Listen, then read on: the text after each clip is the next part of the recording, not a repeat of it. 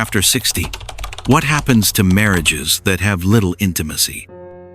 Have you ever think what happens when a long marriage loses its intimacy, not just physically but emotionally?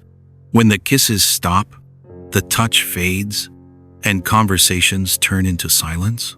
In old age, many couples quietly live like roommates, polite, comfortable, but disconnected.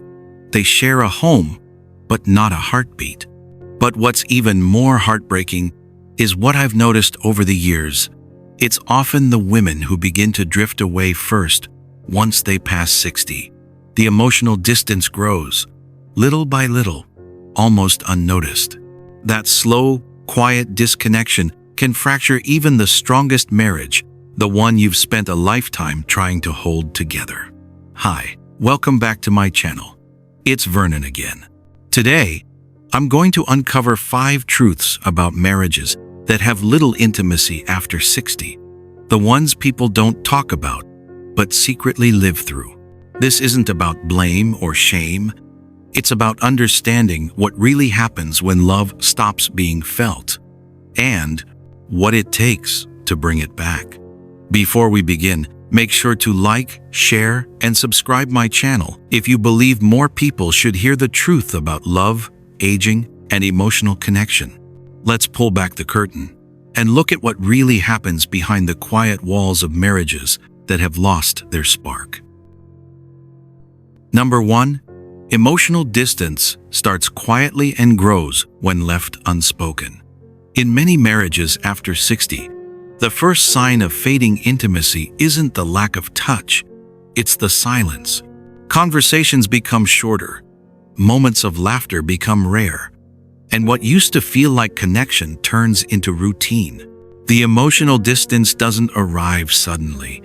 It creeps in slowly, in the pauses, in the unspoken frustrations, in the "I'm fine" that really means I've stopped trying. From what I've observed, this often starts with women. As they age, their emotional needs evolve. They crave connection that goes beyond routine or obligation. When they feel unheard or emotionally unseen, they start to retreat, not out of anger, but out of quiet resignation. And that's when the marriage begins to lose its heartbeat. But here's the truth.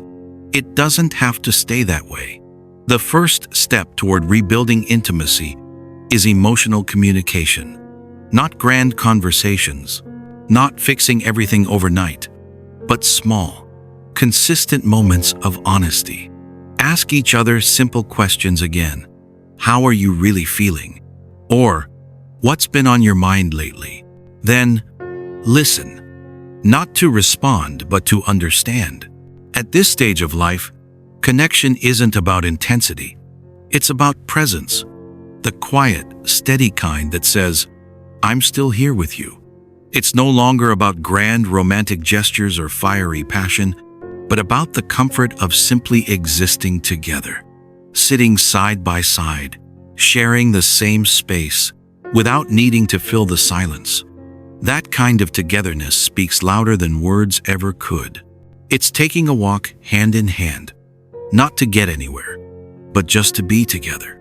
It's sharing morning coffee and talking about small, ordinary things. The weather, the garden, the neighbor's dog.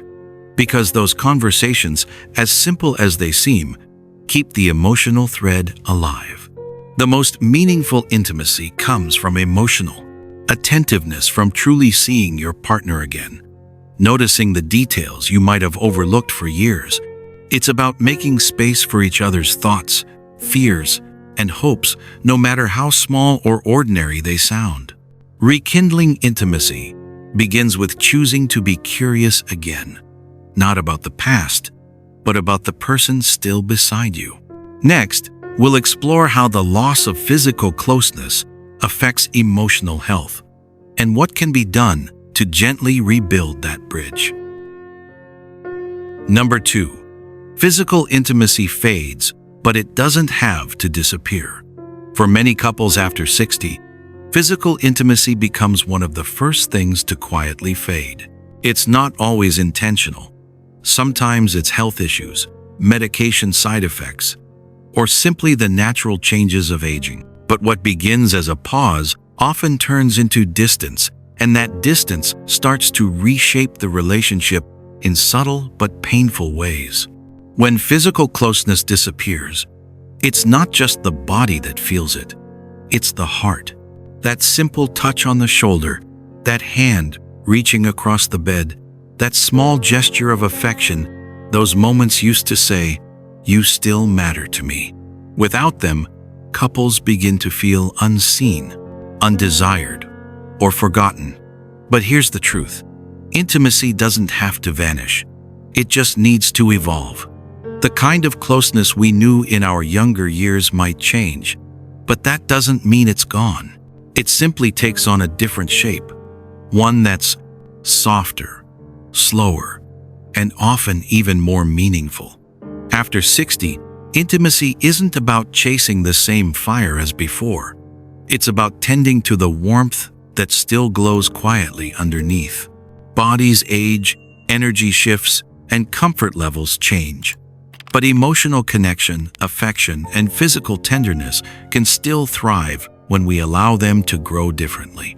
A gentle touch on the back, a shared laugh over dinner, falling asleep with your hand resting on theirs. These are all forms of intimacy too. They may not carry the same intensity, but they carry far more depth. At this stage of life, physical connection isn't about perfection or performance. It's about warmth, presence, and comfort. You don't need passion that burns. You need touch that heals. Holding hands during a walk, sharing a long hug before bed, resting a hand on your partner's arm while talking, these small gestures rebuild connection and remind both of you that love still lives there. If health or comfort is an issue, talk about it openly, without shame or blame. Emotional honesty often reignites physical closeness. Sometimes, just acknowledging the loss together brings a new sense of understanding and tenderness that words alone can't replace. Have you noticed this shift in your own marriage, where touch became rare and closeness turned into routine? Share your experience in the comments below. Your story might remind someone else that intimacy after 60 isn't over. It's just waiting to be redefined. Because in truth, intimacy after 60 isn't measured by frequency, it's measured by closeness. And that closeness begins the moment you decide to reach out again, no matter how much time has passed, which leads us to another truth no one talks about. Number 3. Emotional neglect turns into resentment, quietly and slowly. It rarely happens overnight. It starts small, a conversation brushed aside, a feeling ignored, a need left unspoken. Over time, those moments pile up, and what once was love begins to feel like distance. This resentment doesn't always show up as arguments. In fact, it often hides behind politeness, the couple that rarely fights, but rarely laughs either. They move through life side by side, sharing responsibilities, but not emotions. The home remains quiet, but the silence is no longer peaceful. It's heavy. And when resentment builds, even small acts of affection begin to feel forced. The solution begins with acknowledgement. You can't fix what you don't see. It takes courage to say, "I miss us," or "I don't feel close to you anymore." But those words can open a door that's been locked for years. The moment one person dares to be honest, the emotional wall begins to crack. The next step is intentional reconnection. Small, real efforts that rebuild emotional trust. Ask your partner to join you for coffee in the morning. Compliment something you've stopped noticing, or simply thank them for something they've always done quietly. When appreciation replaces assumption, warmth slowly returns. Because resentment isn't the end, it's a signal. It means there's still something alive beneath the disappointment, something that hasn't given up completely. Resentment is often love's way of saying, I still care, but I'm hurt. It's the emotional scar tissue that forms when connection is lost, but the longing remains. At its core, resentment is proof that the bond still matters. You wouldn't feel frustrated or withdrawn if you didn't still want something from your partner, closeness, understanding, or simply to be seen again. That's why it's not a sign of failure. It's a sign that love hasn't fully died. It's bruised, maybe neglected, but it's still there, asking for another chance to be heard. And that shift opens the door to the next truth: how rebuilding trust, even in small and ordinary ways, can slowly bring warmth back to a marriage that's grown cold. Number 4. Rebuilding trust takes time, but it's possible. When intimacy fades and resentment settles in, trust is usually the first thing to erode. Not always because of betrayal, but because of distance. One person stops reaching out, the other stops believing that things can change, and slowly, the emotional foundation that held everything together begins to weaken. After 60, this loss of trust doesn't always look dramatic. It's quieter, like sleeping in the same bed but feeling worlds apart. But trust isn't lost forever. It can be rebuilt carefully, patiently, one moment at a time. The key is consistency. Empty promises won't heal what years of distance have created. What restores trust is follow-through. Doing what you say you'll do, no matter how small. Showing up when you say you will. Listening instead of defending. Offering warmth instead of withdrawal. Sometimes, rebuilding trust means starting over, not from scratch, but from honesty. Sitting down and saying, "I know we've drifted apart, but I still want us." That kind of openness can reignite hope, even in the most distant marriages. It reminds both partners that they still have something worth fighting for. At this age, rebuilding isn't about chasing perfection. It's about embracing reality. You already know each other's strengths, weaknesses, and scars. The illusion of the ideal marriage is long gone, and what's left is something more honest. Two people choosing to stay, not because it's easy, but because it's real. When you choose your partner again, knowing exactly who they are, with their flaws, habits, and all the years you've shared, that choice carries more depth than it ever did before. It says, "I see you fully, and I still want you beside me." That kind of love doesn't come from fantasy. It comes from acceptance. Take a moment to think. When was the last time you truly reached out to rebuild trust? Not through words, but through presence? Comment below and share your thoughts. You never know, your story might give someone else the courage to try again. Next, we'll uncover one final truth: how emotional reconnection, even after years of distance, can transform not just your marriage, but the way you experience love itself after 60. Number 5. Emotional reconnection can redefine everything. When a marriage loses intimacy, it's easy to believe that what's gone is gone forever. But that's rarely the truth. Emotional reconnection, even after years of silence or distance, has the power to completely reshape a relationship. It doesn't erase the past, but it breathes life back into what remains. After 60, love can feel quieter, but it's never too late to rediscover it. Emotional reconnection starts small. Sitting down for an honest conversation, touching a hand that's grown unfamiliar, or simply looking at your partner, really looking with the curiosity you once had. You might be surprised by what you find.